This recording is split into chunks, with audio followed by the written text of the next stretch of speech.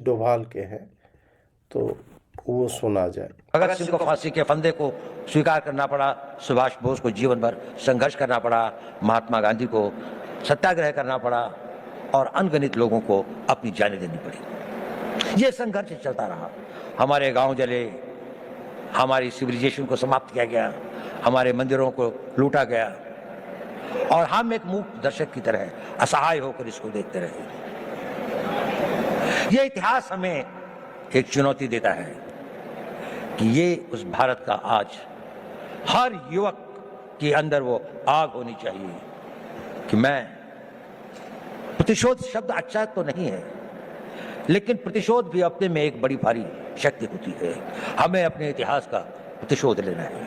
हमने इस देश को फिर वहां पहुंचाना है जहां पर हम अपने हक, अपने विचार और अपने आस्थाओं के आधार पर एक महान भारत का निर्माण कर सकें। हमारी एक बड़ी विकसित सभ्यता थी। हमने किसी के मंदिर नहीं तोड़े, हमने कहीं जाकर लूटा नहीं, हमने किसी बाहर के लोगों के ऊपर आक्रमण नहीं किया, जबकि सारी दुनिया बहुत मुश्किल थी।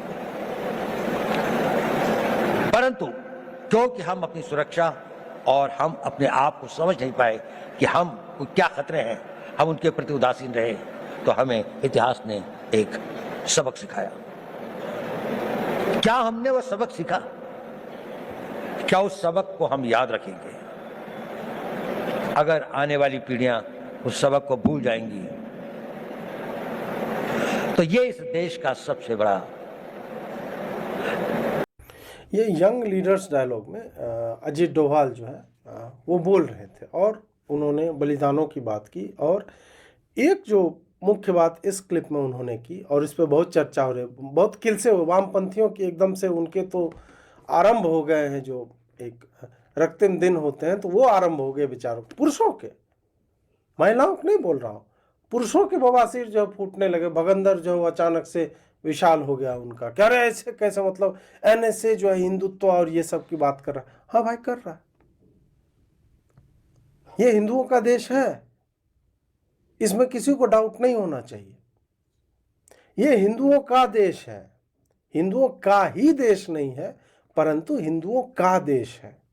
बाकी भी रह सकते हैं क्योंकि हम फंडामेंटली प्लूरलिस्ट हैं, हम सर्वसमावेशी हैं। हम किसी को मार काटने रहे, हम किसी का मंदिर मस्जिद ये सब तोड़ते फोड़ते नहीं हैं, अनलेस उन्होंने हमारे तोड़े हो तो हम एक आध दो जो है तोड़ देते हैं, मतलब तोड़ते नहीं, हम अपना खोदते हैं, उसी में टूट फूट जाए तो वो बात अलग है। बट हम आधारभूत रूप से किसी को डिस्टर्ब करने वाले नहीं। यहाँ पे जो उन्होंने बोला कि हमें अपने इतिहास का प्रतिशोध लेना है, प्रतिशोध अच्छा शब्द नहीं है, परंतु इसका वेट जो होता है ये आपके लिए गाइडिंग फोर्स बन सकता है। और वो तभी बनेगा जब हम स्वयं को उन हिंदुओं से जोड़ सकें जिन्हें सेंट जेवियर्स ने काटा था गोवा में। हम उन्हें उन हिंदुओं से जोड़ सके जिन्होंने 17 बार मोहम्मद गजनी से, गौरी से, ऐसे लोगों से युद्ध लड़े थे। हम उन्हें, अपने आप को उन हिंदुओं से जोड़ सके जिसने औरंगजेब का रेन देखा था, जो मरे कटे खप गए। जब तक आप स्वयं को रिलेट नहीं कर पाओगे उससे, आपको उसकी प्रासंगिकता समझ में नहीं आएगी। आपको वो अपना हिस्सा लगेगा ही नहीं, हाँ ठीक है मर गए, और नहीं लगता था लंबे समय तक। हमने या तो उन्हें पढ़ा नहीं है, या हमने जब पढ़ा है तो हम इतने डिस्कनेक्टेड होकर के पढ़ा है कि वो केवल संख्या मात्र थी, वो केवल इवेंट मात्र था। इतिहास को जब आप केवल परीक्षाओं को पास करने के लिए पढ़ने लगते हैं तो आप इतिहास से कुछ नहीं सीख रहे हैं। किसी भी विषय को जब हम पढ़ते हैं, हम भूगोल ही पढ़ते हैं, हम टेरेन्स को ही पढ़ते हैं, तो उस भूगोल का एक कृषक के लिए अलग उपयोग है, उसी भूगोल का एक सैनिक के लिए अलग उपयोग है, उसी भूगोल का एक मंदिर निर्माता के लिए अलग उपयोग है, उसी भूगोल का एक इंजीनियर के लिए जो वहां पे डैम बनाना चाह रहा है रिजर्वायर बना करके अलग उपयोग है। उसी तरह इतिहास का जब हम पढ़ते हैं तो इतिहास इतने विविध रूपों में देखा और समझा जाना चाहिए कि आपको जब परीक्षा देनी है तो आप अवश्य लिखिए उस तरह से, परंतु आप इतिहास को केवल परीक्षा के प्रश्न पत्रों के उत्तर देने तक ही सीमित मत कीजिए। आप जब तक इतिहास को यह मानकर नहीं चलेंगे कि हमसे 52 पीढ़ी पहले हमारे पूर्वज मर गए थे मुसलमानों के हाथों, आज से 30 पीढ़ी पहले हमारे बाप दादाओं को काट दिया था क्रिश्चियंस ने, अंग्रेजों ने, जब तक आप इस तरह से इतिहास को नहीं पढ़ोगे, जब तक आप नहीं समझोगे कि गोवा में जो वह स्तंभ है वह केवल स्तंभ मात्र नहीं है, वहां जो मरे वो आपसे जुड़े लोग थे, आपके गोत्र के लोग थे, मतलब हम उसी ऋषि की संतान हैं, हमारे वो पूर्व पुरुष थे। इतिहास की ऐतिहासिकता को जब तक आप अपने परिवार का हिस्सा मान करके नहीं देखोगे, यू वॉन्ट रीच एनीवेयर। वही बात यहां पे बोल रहे हैं कि अपने अधिकारों के लिए, अपने विचारों के लिए, अपनी आस्था के लिए प्रतिशोध यह भी है कि उसी लंदन में, जिस लंदन ने कभी हम पे कितने अत्याचार नहीं किए, वहां पे अभी सबसे अधिक लैंड होल्डिंग्स जो है इंडियंस की, भारतीयों की, और उसमें भी हिंदुओं की मोस्टली, उसका सबसे बड़ा एम्प्लॉयर जो है टीसीएस है। यह भी प्रतिशोध है। प्रतिशोध सदैव नकारात्मक नहीं होता। नकारात्मक हम प्रतिशोध तब लेंगे जब अभी के समय में उसी तरह की परिस्थिति आएगी, तब हम उसका प्रत्युत्तर उसी भाषा में देंगे।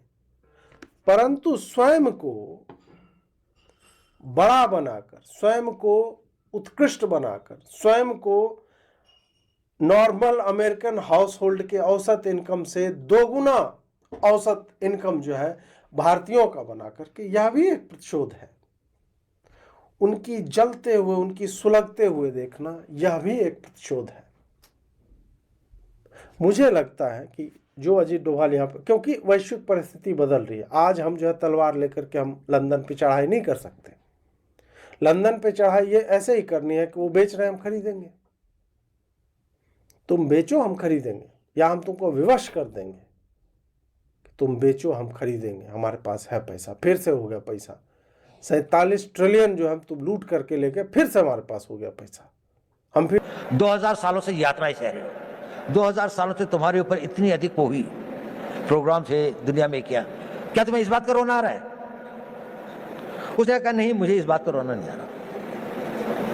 मेरे विचार में यह ख्याल आया कि इन हजारों सालों तक संघर्ष की जिस परंपरा से, जिस आग को जिंदा रखा है, कहीं आने वाली पीढ़ियां इसको भूल तो नहीं जाएंगी, और भूल तो नहीं जाएंगे कि हमें अपने आप को फिर से शक्तिशाली बनाना है, अपनी रक्षा करनी है।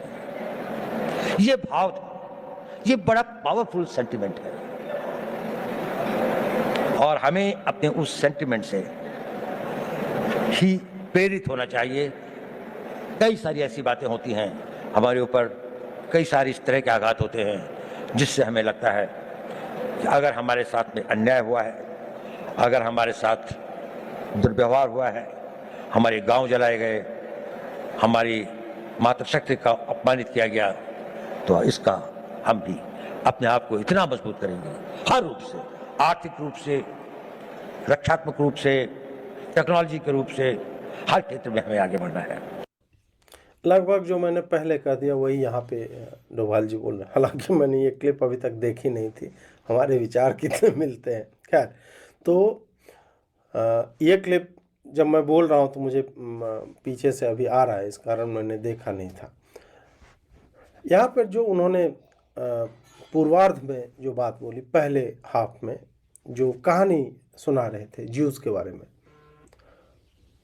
वह भारतीय हिंदुओं पे लागू नहीं होती, क्योंकि उन्होंने कहा था कि आने वाली पीढ़ियां भूल तो नहीं जाए, उनकी पीढ़ियां तो नहीं भूली हैं यहूदियों की। हम बहुत ही जल्दी, मैं तो 30 पीढ़ी पहले और 50 पीढ़ी पहले आपको जोड़ने को बोल रहा हूं, वास्तव में हम अपने दादाजी तक 2 पीढ़ी पहले तो हम नहीं जोड़ पा रहे हैं अपने आप को। हमने उनको अबैंडन कर दिया है। हम में से कितने लोग होंगे जिन्हें पता भी नहीं होगा कि परदादा के पिताजी का नाम क्या था। नॉर्मली हमसे आशा की जाती है कि हम 7 पीढ़ियों के नाम जो है याद रखें। जैसे विवाह के मंडप में आप बैठेंगे तो आपसे पूछा जाएगा, पिताजी ये, फिर दादाजी, फिर उनके पिताजी, फिर उनके पिताजी, फिर ऐसे करके पूछा जाता है। आप पूर्वजों को आमंत्रित भी करते हैं किसी पूजा पाठ अनुष्ठान में, उनको नाम लेकर के बुलाया जाता है। तो हम जब वहां तक नहीं जानते तो इस बात को हमारे पूर्वजों को लगा होगा। जैसे सावरकर भी तो हमारे पूर्वज ही थे। उन्होंने जब कहा था ना कि हिंदुओं को हिंदुओं से बचाना होगा, ऐसे सेकुलरिज्म का कीड़ा जिनको काटेगा आगे चल के, और उनकी हर बात जो है प्रतिफलित हो रही है, वो हमें दिख रहा है। इस कारण से हमारे ऊपर यह बोझ अधिक है आज के समय में कि हम आने वाली पीढ़ियों को, हम अपने पूर्वजों को बहुत अधिक। रात को 2 बजे पापा का कॉल आया, हार्ट अटैक, 5 लाख चाहिए। मेरे पास सिर्फ 8,000 थे। उस दिन डिसाइड किया अब ऐसा नहीं चलेगा। आज मेरे पास 6 लाख का इमरजेंसी फंड है। पहले मैं भी नौकरी करती थी, 18,000 की सैलरी 1 तारीख को आती थी, 10 तारीख तक गायब। रेंट, EMI, रिचार्ज सब कवर करके 2,000 भी नहीं बचते थे। एक दिन रात को पापा का कॉल आया, बेटी मम्मी की तबीयत खराब है, हॉस्पिटल ले जाना है, 50,000 चाहिए अर्जेंट। मेरे पास मतलब नकारात्मकता से नहीं देखना चाहते, मैं नहीं देखना चाहता। क्योंकि उनके समक्ष जीवित रहने की, भूख से मरने से बचने की और तरह तरह के शत्रुओं के बीच सरवाइव करने की उनका संघर्ष यह था। और जब हमारे पिताजी के समय में, जब पठन पाठन की मैं बात कर रहा हूं, जब हम थोड़ा सा आगे, और सारे स्ट्रक्चर्स आपके गुरुकुल जो सिस्टम्स थे जिससे हम ये याद रखते, नष्ट कर दिया गया। फिर हमको हमारी ही सरकारों ने क्या पढ़ाया। आप सोचिए कि सोमनाथ पर हुए हमले को नैतिक शिक्षा की किताबों में पढ़ाया जाता था कि यार वो 16 बार